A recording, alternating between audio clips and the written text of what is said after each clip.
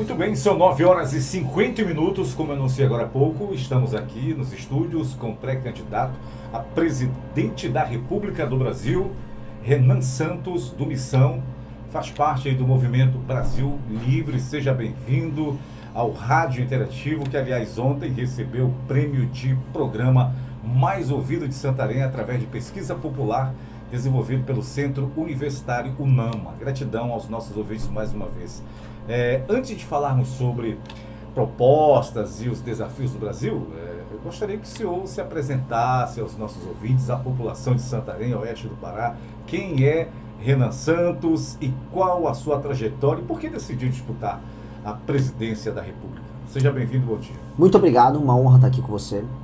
Com vocês, né, os espectadores também. Parabéns pelo prêmio de programa mais popular aqui da cidade. Bom, quem é o Renan? Eu tenho 42 anos, eu nasci em São Paulo. Eu vim de uma família de classe média, essencialmente. Sempre fui bom aluno na escola. Minha mãe dava umas palmadas em mim quando eu tirava nota baixa. Passei na faculdade de Direito da USP. Muito bem.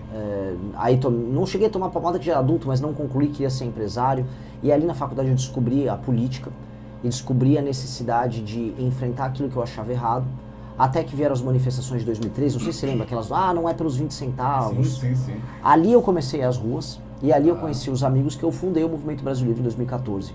Nós organizamos as maiores manifestações do mundo nas últimas 2 décadas. Não só, eu volto no não só no Brasil, mas no mundo todo. Com base nisso nós derrubamos o governo da Dilma Rousseff e estabelecemos ali o caminho para aquilo que a gente chama de direita no Brasil. Tanto com a parte boa quanto com a parte ruim. Acho que muito oportunista, muito picareta acabou pegando esse caminho que veio. E com base nisso, a gente foi muito crítico aos erros do governo Bolsonaro. Desenhamos uma ideia de uma direita que não ficasse preso nesses erros. E aí as pessoas falaram, tudo bem, você quer fazer isso? Então monte um partido, porque não adianta só tacar pedras, tem que ser vidraça também. Ou seja, não adianta eu criticar sem eu participar. Então, com base nisso, a gente montou um partido, foi o partido mais jovem a ser montado na história do Brasil. Temos todos os recordes de número de ficha, número de pessoas que se inscreveram. E aí, com o partido montado no final do ano passado, o grupo decidiu que eu era o pré-candidato à presidência. No começo eu relutei, falei, mas eu não sou o cara mais carismático do mundo. Não, Renan, você foi o líder no processo, natural que seja você. Então, ok, então farei meu melhor. E, naturalmente, sempre sonhei em não apenas governar o Brasil, eu sempre sonhei em transformar o Brasil numa das maiores nações do mundo. Acho que a gente tem todo o potencial de ser uma das 5 nações mais influentes do mundo, junto com China, Índia, Rússia e com os Estados Unidos. O Brasil é um desses 5. Só que a gente pensa muito pequeno, a gente é um país sem ambição, um país que aceita a ingerência dos outros sobre a gente, um país que se auto-sabota. Com base nisso, a gente montou um plano, o plano está no meu plano de governo, que é o plano do Livro Amarelo, e nós estamos apresentando ele em todo o país. Muito bem. E qual o principal diagnóstico que o senhor faz hoje do nosso país? Nosso país, ele perdeu a ambição e o nosso país se tornou um parque de diversão de corrupto. Então, se você é uma pessoa que quer ir longe na vida aqui, invariavelmente você vai ser sabotado. Vamos pegar um exemplo aqui do Pará. Qualquer trabalho sério que você tente fazer, vai aparecer algum órgão governamental, alguma sabotagem, alguma judicialização e as coisas não saem do papel. Então você tem uma eterna sensação aqui no Brasil de que você tenta e não dá certo. E só vai dar certo se você roubar ou se você se juntar com o ladrão. Então, o caso do Banco Master foi muito ilustrativo. O cara foi, comprou todas as autoridades da República e ficou multimilionário.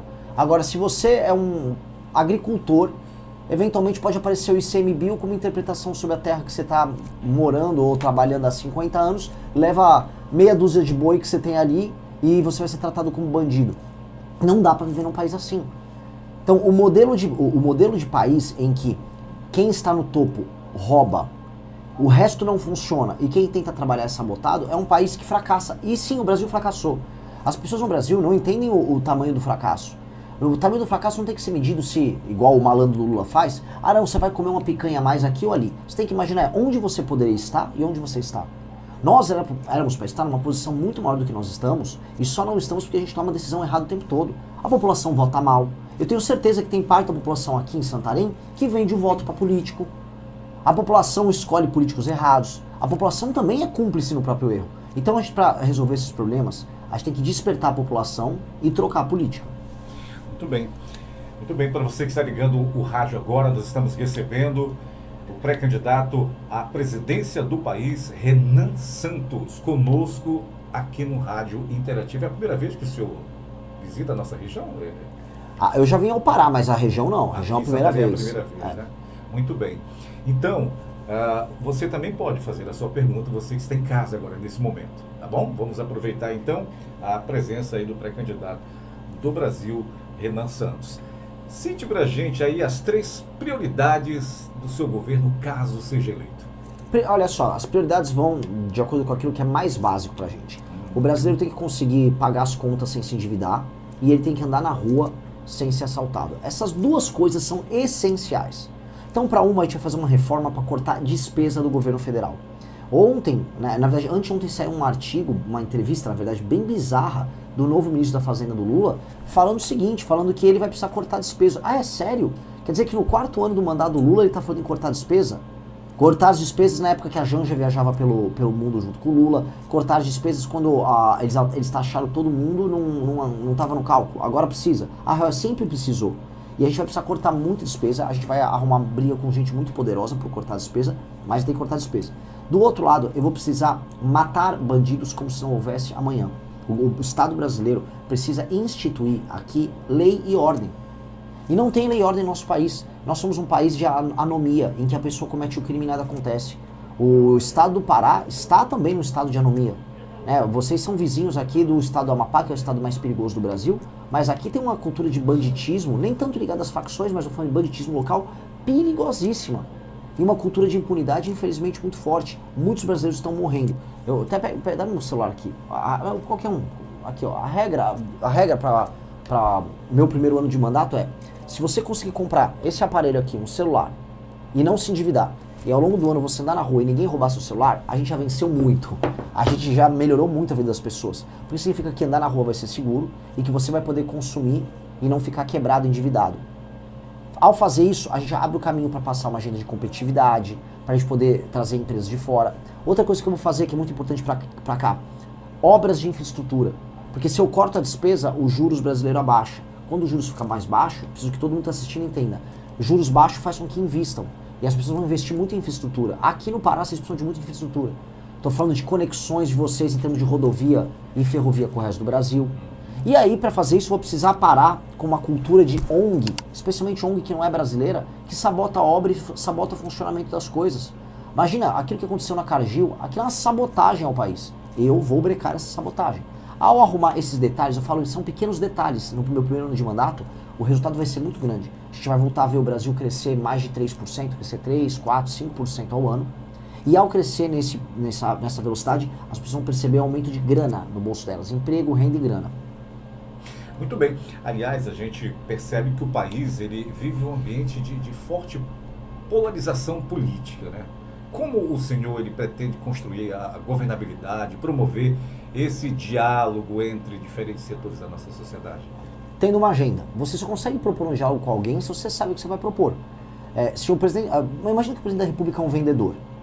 Se o vendedor está ali e ele não conhece o produto que ele quer vender, ou ele nem sabe o que ele está vendendo, o comprador vai né, falar: olha, eu não vou pagar nada por essa porcaria, não quero nada com você. Então, o presidente da República tem que ser um bom vendedor. E o bom vendedor conhece o produto a fundo, sabe o que quer vender, sabe o lucro que quer ter. Ou seja, eu tenho um plano de Brasil. Meu plano de Brasil pode ser que agrade um pedaço bem grande, por exemplo, eleitores do bolsonarismo, especialmente na parte de combater a bandidagem. Meu plano de governo pode ser que agrade eleitores do Lula na parte de soberania, já que eles são anti-americanos. Na parte de terras raras eu sou muito duro. Eu acho que o Brasil tem que construir o parque industrial em parceria com a galera da gringa, a galera de fora, mas aqui. Eu não estou preocupado muito com as cores das pessoas. Eu só vou exigir delas assim: eu não quero criminoso por perto, eu não quero nenhum tipo de bandido querendo fazer parte do meu governo, e eu não vou aceitar achar nem faca no pescoço sendo tocado por ninguém. Se quiserem briga, terão. Agora, se quiserem tratar a gente de maneira decente, eu vou tratar de maneira decente de volta. Muito bem, você falando aí em questão de violência, né, que você tem a estratégia para combater o crime organizado no país e fortalecer a segurança pública sem comprometer os direitos e garantias constitucionais? Sim. Primeiro que não os direitos e garantias constitucionais no Brasil, eles só existem no papel. Uma mulher que anda na rua voltando para casa dela, o medo que ela tem é de ser estuprada. Uma pessoa que tem um celular andando na rua, ela tem medo de ser roubada. Então o direito de ir e vir, um direito constitucional, ele não está garantido. Então o que a gente tem? A gente ficava se preocupando muito em garantir direitos para bandido e não garante o básico para o cidadão. Então isso é uma perspectiva muito maluca, porque os defensores dos direitos humanos não ligam para os direitos humanos das vítimas. E eu vou colocar a vítima em perspectiva, vou colocar a vítima como protagonista. Nesse sentido, nós precisamos libertar milhões de brasileiros que estão vivendo sob o jugo do crime organizado, em favelas e cidades pequenas ao redor do Brasil. Nesse sentido, eu vou aumentar muito as penas para todos os crimes violentos. Roubou um celular, a mão armada, 30 anos de cadeia. Eu vou repetir, uma pessoa que apontou uma arma para outra pessoa não pode ficar menos de 30 anos na cadeia. Ponto. O ato de apontar uma arma para uma pessoa é um ato de se tornar o juiz da vida dela. Você determina se outra pessoa vive ou morre. Quem disse que uma pessoa pode fazer isso? Então, o assalto à mão armada, aqui no Brasil, a gente não dá nada por isso. O juiz pega às vezes a polícia pega um bandido que foi pego em flagrante num assalto à mão armada e o juiz solta na hora. Não. A pena tem que ser muito alta. A pessoa pegou uma arma para assaltar alguém, a pessoa tem que estar pronta para ser presa e nunca mais ver a luz do dia. As penas têm que aumentar de maneira desproporcionalmente alta com o que a gente tem hoje, para ser proporcional com o que acontece no mundo. Vai lá na China pegar uma arma e assaltar alguém na rua para ver o que acontece com você. Em muitos casos você vai ser morto pelo governo, sem nem ter matado ninguém. Eu acho que a gente tem que tratar as coisas nesses termos, aumento de penas. Nós temos que utilizar a inteligência para prender as lideranças do crime organizado no Brasil, destruir o PCC, o Comando Vermelho e outras facções. E para a gente poder libertar as favelas e as comunidades que estão na mão das facções, nós vamos precisar colocar esses lugares em estado de defesa, que é um status especial conferido pela nossa Constituição, que permite que o poder público possa fazer suas operações, colocar toque de recolher se necessário naquele local e entrar na casa das pessoas, porque os bandidos se escondem na casa das pessoas, fazem as pessoas de refém às vezes. E aí eles escapam assim das operações. Nós vamos entrar na casa das pessoas e vamos pegar todos os bandidos. Como fazer isso, candidato, em relação a esse endurecimento das nossas leis, uma vez que a nossa Constituição existe muitas exceções? Nós vamos ter que aumentar as penas. Na verdade, o aumento de pena não é nem PEC, não é alteração à Constituição, é projeto de lei. E nós temos que alterar para cima todas as penas que nós pudermos para crimes violentos. Nós também vamos precisar reinstituir a prisão em segunda instância, porque isso afeta o crime colarinho branco, que também tem que ser pego e que está envolvido hoje com o crime organizado. Nós também vamos ter que alterar a lei de execuções penais para acabar com a progressão penal. Se você comete um crime violento, não tem progressão penal. Ou seja, para uma pessoa que está nos ouvindo, para entender, se uma pessoa te assaltou, levou teu celular ou apontou, vamos dizer, uma arma para você, de maneira muito clara, essa pessoa sendo presa pegou 20 anos, 30 anos, ela vai cumprir 20, 30 anos. Hoje a pessoa pega 6, 7, 8 e cumpre 1,5 e só sai. Isso acabou. Muito bem. Você que está acompanhando a Guarani, nós estamos conversando com o pré-candidato à presidência da República, Renan Santos, do Partido Missão.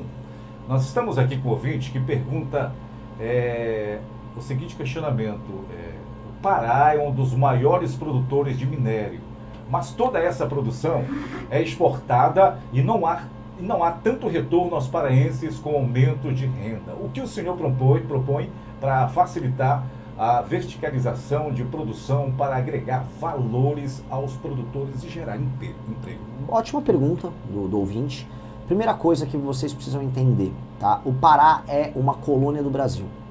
O Pará não é tratado como um estado. O Pará é uma colônia que tem um administrador, que é a família que administra o Pará desde sempre, que esse administrador ganha e lucra com isso e tem relações muito próximas com Brasília, e a população aqui é tirada para otária. A população aqui é tratada como um vassalo. E quem paga a conta da população mais pobre aqui é a população mais pobre do resto do Brasil. Então tem um jogo muito claro. O governo brasileiro vende as riquezas naturais daqui em parceria com o seu feitor, que é a família que manda aqui no Pará, e a população aqui vive na miséria. Nós precisamos mudar essa dinâmica, não apenas política, mas a dinâmica econômica. Para você conseguir verticalizar, ou seja, você fazer mais etapas da cadeia de produção, vamos sair, por exemplo, ir para a siderurgia.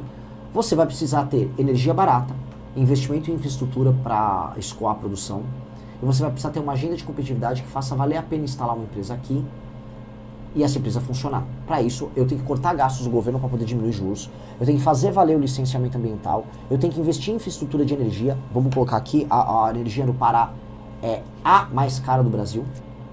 Vocês pagam a conta de luz mais cara que tem. E se não resolver esses gargalos, não vai conseguir verticalizar nada, porque produzir aqui é irracional. Hoje, produzir no Pará é irracional. E é mesmo. Assim, quem tenta cruzar, vamos colocar aqui, Santarém é uma espécie de um entreposto logístico. Santarém é sabotada. Santarém era para estar 2, 3 vezes mais desenvolvida se vocês tivessem estradas funcionais ao redor, se todo o sistema da Ferrogrão tivesse funcional, só que você fica tendo ONG atrapalhando o desenvolvimento de vocês, o governo federal luta contra vocês, vem lá, eu sou índio, não sei o que, e aí breca, não dá. Então, brecar a sabotagem, fazer uma agenda de competitividade e ter, com essa agenda de competitividade, investir em infraestrutura, e com investimento em infraestrutura, você ter as condições para instalar indústrias aqui, isto é a base do crescimento. Isto, eu vou falar para você que eu não vou mentir, não vai acontecer rápido. Tudo que eu estou descrevendo aqui vai ter efeitos bons em 6, 7 anos. Só que são efeitos que a partir do momento que eles começam a acontecer, são duradouros, são para sempre. E aí, este é o jogo que nós temos que fazer. É o jogo do desenvolvimento econômico de longo prazo. O de curto prazo é voo de galinha. E todo mundo só oferece voo de galinha. Eu não vou oferecer voo de galinha, eu vou falar, não será fácil, mas aqui tem como ser um lugar muito desenvolvido no Brasil. Porque aqui vocês têm energia, produção de energia. Aqui vocês têm recursos naturais dos mais diversos. Aqui, do ponto de vista logístico, vocês estão próximos do norte, que é que consome. A gente estão próximos do Canal do Panamá. Então, montar plantas industriais aqui, havendo logística, faz sentido demais. O lance é parar com a sabotagem. Como que o senhor pretende equilibrar esse crescimento econômico, essa preservação ambiental, que é importante para a nossa região, especialmente aqui na Amazônia? Hoje a gente fala muito nisso, mas você não tem nenhum nem outro. Hoje a questão ambiental é usada como desculpa para sabotar qualquer crescimento econômico. E aí você também não protege o meio ambiente. Acho que a coisa mais maluca é o aquífero que nós temos aqui. O aquífero é um aquífero raso. Né? Raso, assim, por mais que ele seja gigantesco, é o maior do mundo, ele é muito próximo da superfície. Portanto, o chorume do esgoto que não é tratado aqui afeta o aquífero. Então ficam, o aquífero, o meio ambiente. O próprio poder público está contaminando o aquífero. Não, temos que preservar uma Amazônia. Aí o ICMBio sabota quem está trabalhando, ao mesmo tempo que a pesca predatória, ao mesmo tempo que a exploração predatória de madeira acontece. Ontem mesmo a gente viu caminhão com toras completamente ilegais passando na estrada e ninguém vendo, naquela estrada destruída. Então, o que nós temos é uma fingição, um discurso fingido sobre o meio ambiente e nenhum trabalho voltado ao desenvolvimento econômico. Pois bem, tem que ter regras muito claras, sem zona cinzenta para que as pessoas possam produzir e saber quais são os limites dela. Tem que ter um trabalho sério de criação de parques nacionais para que o Brasil e o mundo visite. Eu juro pra você, foi anteontem, quando nós fomos visitar meu Deus, esqueci o nome da cidade, meu Deus, é o Alter do Chão.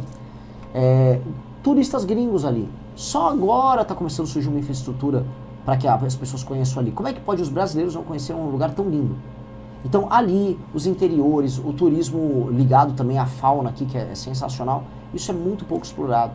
Então nós só vamos conseguir conciliar meio ambiente e desenvolvimento econômico, entendendo que é para desenvolver e com o recurso oriundo dos impostos, você saber cuidar do meio ambiente e criar uma consciência disso. O problema é a politização que gera nenhum nem outro. Então não tem crescimento econômico, não tem proteção do meio ambiente.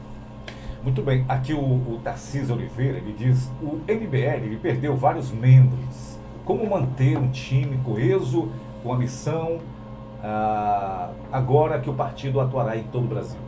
A gente perdeu ao longo dos últimos anos, e os últimos que saíram agora estão bem arrependidos, né? Aqueles bem burros que saem na hora errada em que o bolsonarismo está decadente e a gente está crescendo. Mas foi bom que eles saíram, que a gente já conhece a índole e o caráter.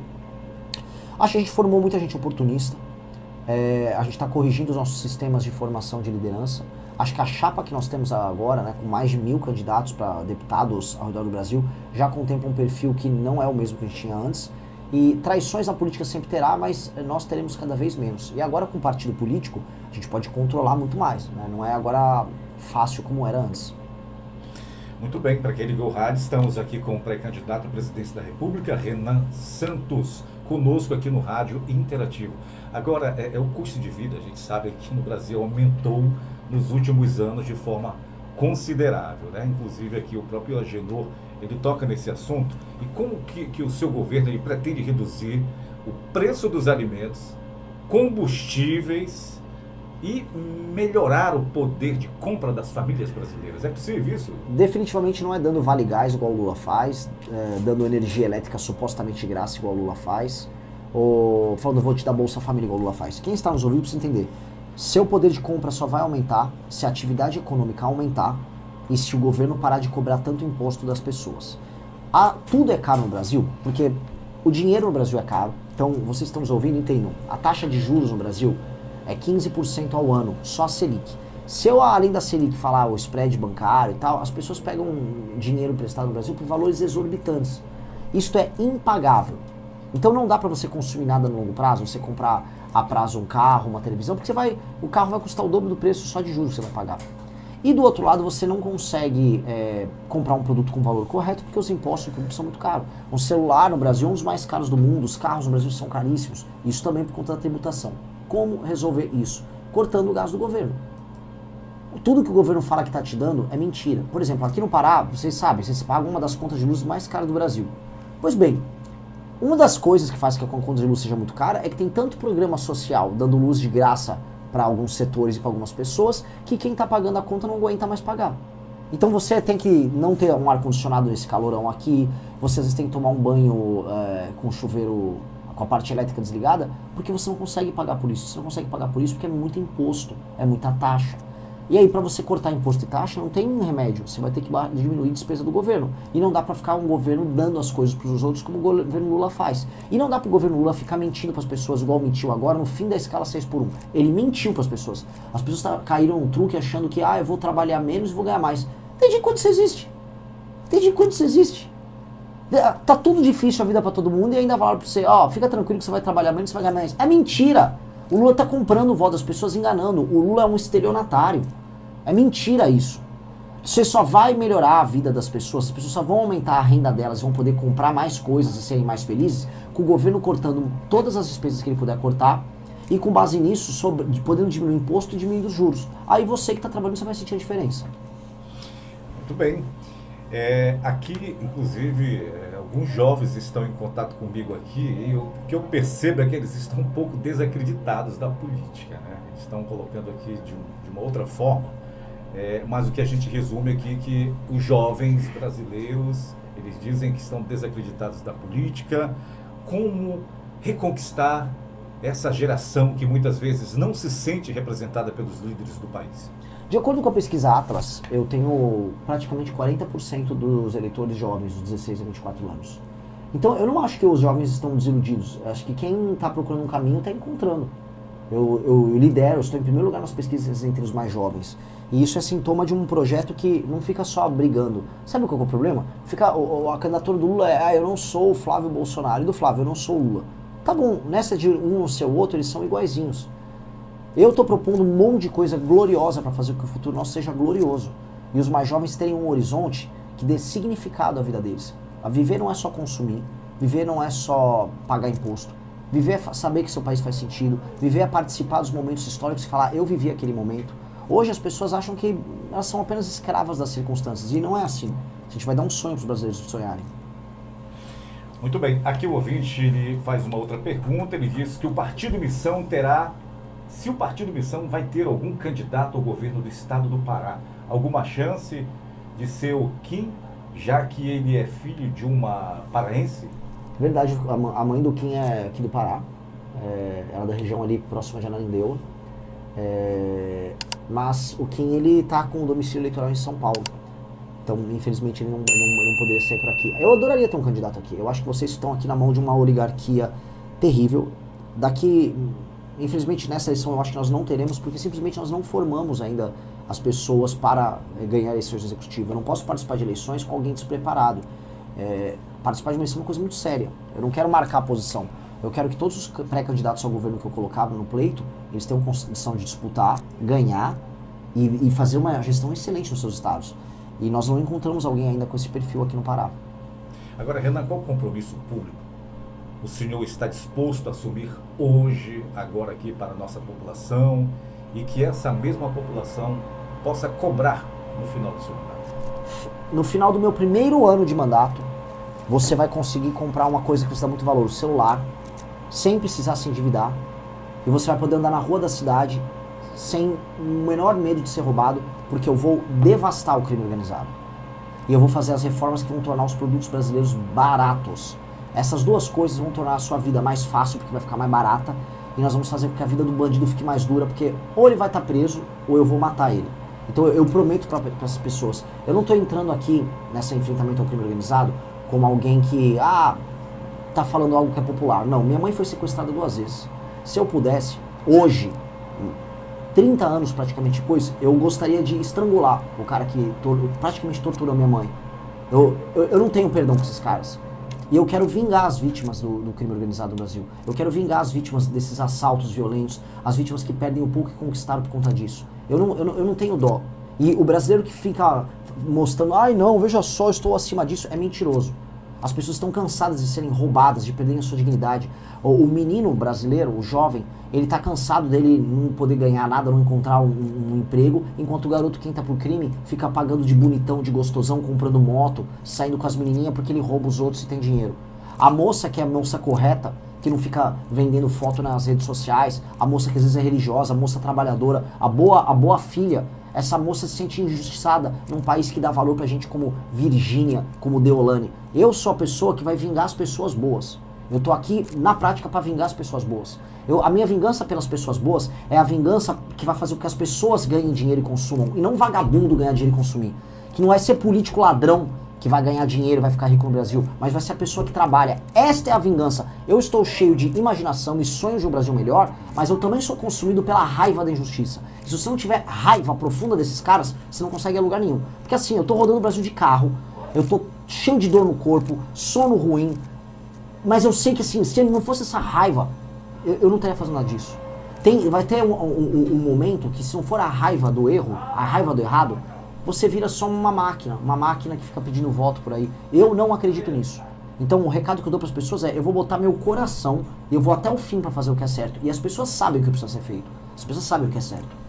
Se eu tivesse apenas 1 minuto para convencer um brasileiro indeciso a votar no senhor, sem atacar adversário, qual seria a sua principal mensagem ao Brasil agora, para encerrar o nosso encontro de hoje? Você que é nosso ouvinte, você perdeu a capacidade de sonhar no Brasil melhor. As pessoas estão te dando migalhas. E o sonho do Brasil hoje é ganhar uma migalha e ficar feliz com ela. Não imagine que viver possa ser assim. Você pode viver numa casa que não vai precisar ter um muro. Você pode andar com um carro sem precisar ter insufilme. Você pode conseguir comprar um carro. Você pode conseguir comprar uma moto. Você pode conseguir comprar um celular. Você pode andar na rua sem ser assaltado. Nós temos que encarar as brigas difíceis que fazem com que a gente seja permanentemente pobre. E eu vou encarar essa briga. É uma questão de ambição. Grandes homens no passado tiveram grandes ambições em tornar seus países melhores e fizeram assim. El Salvador era um lugar tomado pelo crime e hoje é um estado exemplo em todas as Américas. Singapura já foi um favelão, hoje é um dos melhores países do mundo. Hoje as pessoas enxergam a gente no Brasil como perdedores. E nós assumimos essa imagem de perdedor, até a seleção brasileira de perdedora. Eu não aceito isso. Nós vamos sair do papel de perdedor e nós seremos uma das maiores nações do mundo, agora, já começando pelo meu primeiro mandato. Ouse ser ambicioso, não seja um perdedor. Ouse ser ambicioso. Sendo ambicioso, você vai vencer. Muito bem, você ouviu então o pré-candidato à presidência do Brasil, Renan Santos, do Missão, conosco aqui no Rádio Interativo. Os nossos agradecimentos pela participação, disponibilidade, ao apresentar aí as suas ideias aqui para o nosso povo, né, suas propostas, sua visão para um futuro melhor, né, para os nossos brasileiros. A democracia a gente sabe que se fortalece por meio de diálogo, então nada melhor do que no Rádio Interativo essa nossa conversa. Gratidão aí pela sua participação. Muito obrigado, foi uma ótima participação, fico muito feliz, parabéns pela condução.